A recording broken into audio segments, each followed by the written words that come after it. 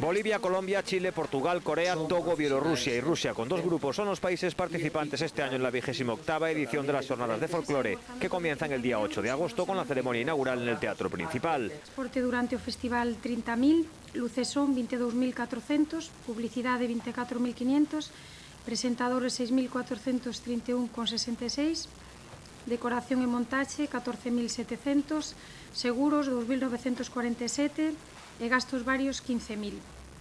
Con un fondo adicional de 6.000 euros porque sempre hai unha variación considerable dentro do momento en que se presenta este orzamento hasta que teñen lugar as xornadas, porque a veces cambian grupos a última hora, cambia o número de integrantes de cada grupo, entonces según o número de persoas que ao final veñan á cidade, pois varía bastante o que son as partidas, tanto o pago a grupos como a nivel de aloxamento e de manutención.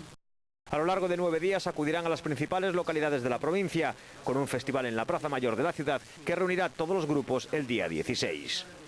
O espectáculo das xornadas de folclore en cada un dos lugares en donde se desenrola non vai a descender de calidade o máis mínimo. Eso garantizado 100%. Como decía un amigo meu, palabrito del Niño Jesús. E se non, ao final falamos.